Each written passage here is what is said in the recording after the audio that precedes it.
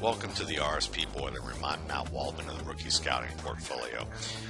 Boiler Room is a series that I've put out on my blog in the form of articles as well as a YouTube video series devoted to NFL prospects. They're short videos designed to give you a basic idea of notable qualities about that prospect that are either going to help him get to the NFL and stay there and produce, or issues that he's going to have to overcome or minimize on some level so that he can become a quality contributor to the league.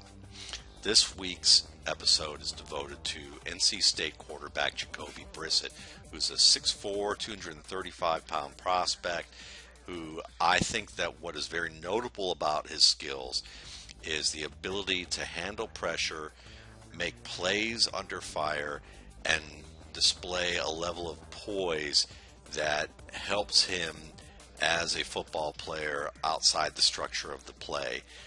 But he also shows that poise to be able to continue playing within the structure of the play or adjust to the structure of the play in a level where he stays inside of it and makes good plays. So we're going to see a few plays from this Clemson game that give you an idea of a number of things that I like about his game. And the first is a red zone play inside the 20, and it's against a Clemson defense that is playing 3 down linemen.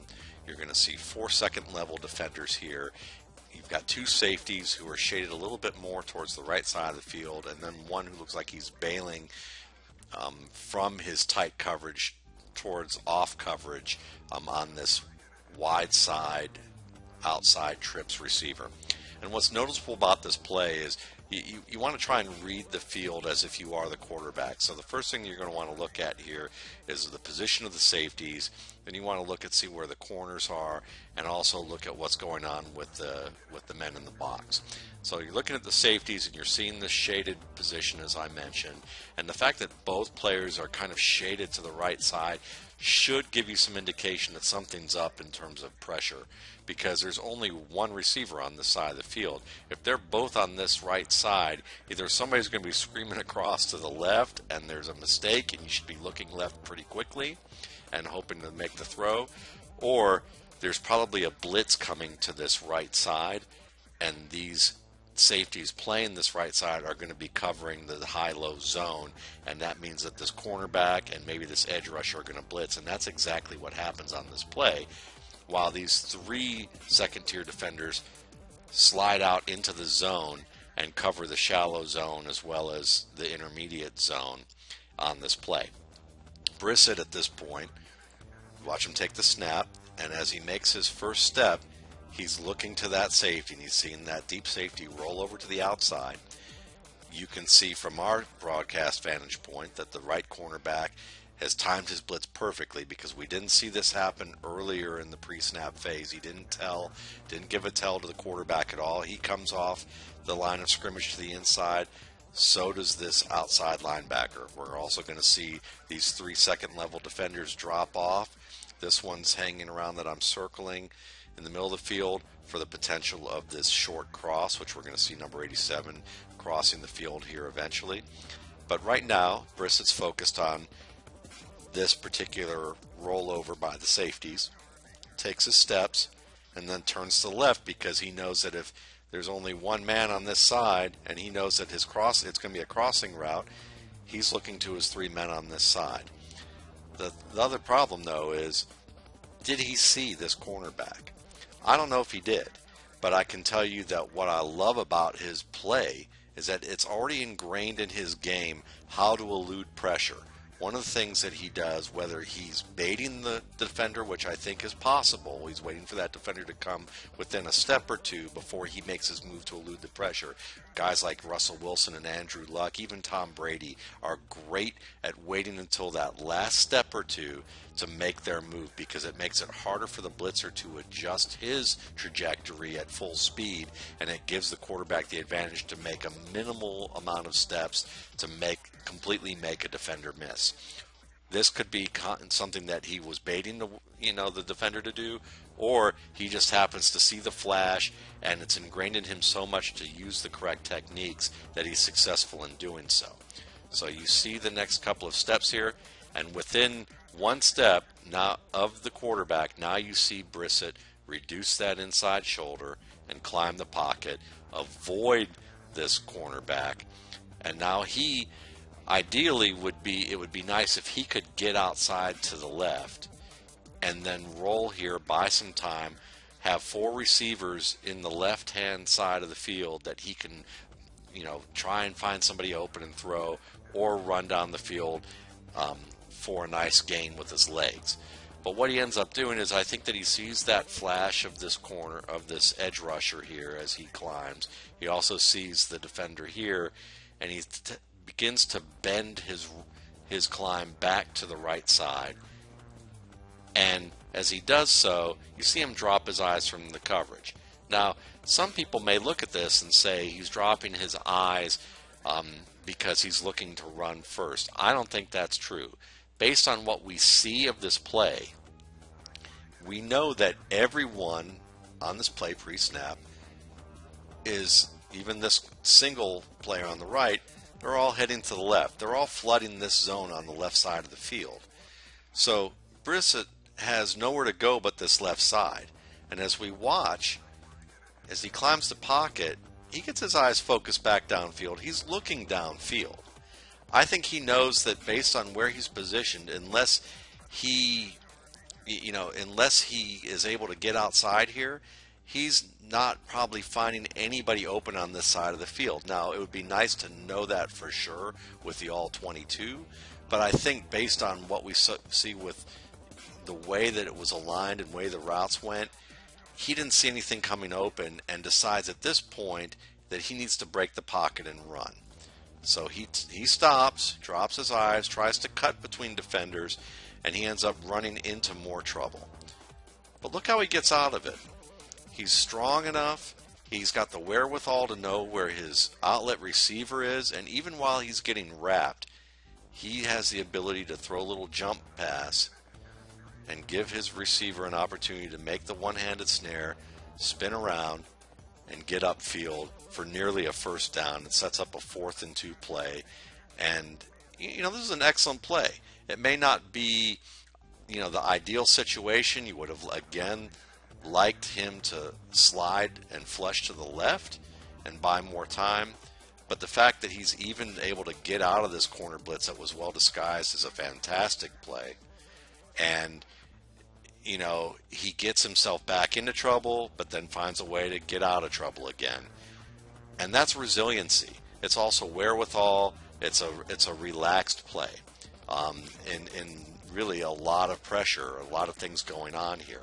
And we're going to watch, a couple other plays where this happens. And I think it's important to be able to watch how he's able to handle pressure. This one's a 1st and 10, and it's a 13-13 game. And it's going to be a rollout to the right where he's going to deal with edge pressure and step into that pressure, throw into the pressure on this play, and hit his receiver. Look at this. I mean, he's stepping right into this, and he hits his receiver low and away. It's not a perfect throw, but it's well placed for where he can throw it for the first down. And you can see where that ball goes. Very tight window there. And, that's impressive to me. I see this repeatedly, his willingness to step in to pressure and make the play. So again, that last play where he's dealing, with bodies around him and him being wrapped, that's not a bad play at all. we're going to watch another one that I really like. This is a second and 8 play where he's going to throw the out. And watch him climb that pocket, set and throw. It's a beautiful throw. It's a 12-yard gain. Thrown from the opposite hash. On time, over the back shoulder. Right in stride. Into tight coverage. First down. But here's what I love about why I think that this is a relaxed player under pressure. This is a designed rollout to the right.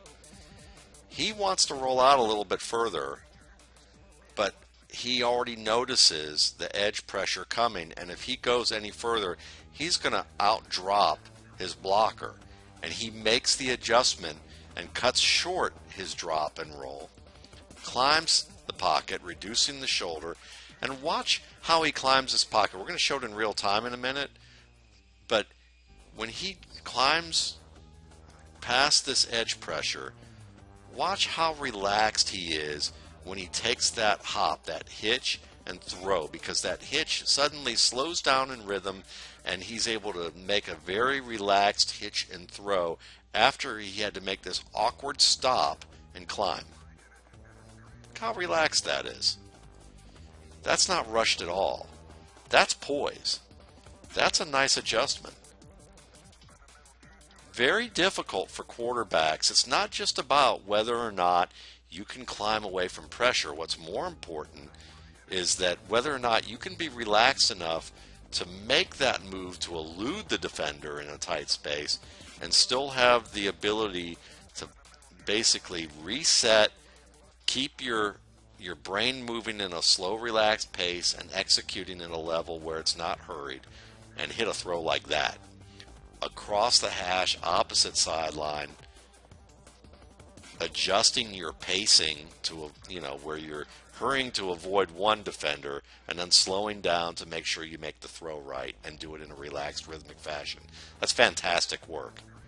And it's something that I believe if he can show that he is skilled at making good decisions pre-snap, immediately at post-snap, and he gets time to develop and learn his offense and learn his teammates, this guy has the size, the poise, the willingness to work through difficult scenarios in and out of structure.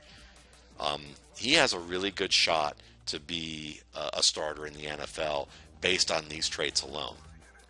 There's a lot more to watch, obviously, but I've seen enough of Brissett in a couple of games that I feel confident enough to share this with you, to tell you some of the positives that he has that are difficult to teach. It really does come down to how well you play on stage, how good of a performer you are, and how poised you are in certain situations. And that's something that you learn over time, from childhood through early adulthood, through a variety of factors and environments, not just football coaching. And oftentimes it's not something that's coached at all. So keep an eye on Jacoby Brissett. He's an intriguing prospect. I'm Matt Waldman. Once again, thanks for watching this episode. You can check out more episodes of the RSP Film Room at www.mattwaldmanrsp.com, or you can go to my YouTube channel, RSP Film Room. Thanks again. Happy Turkey Day.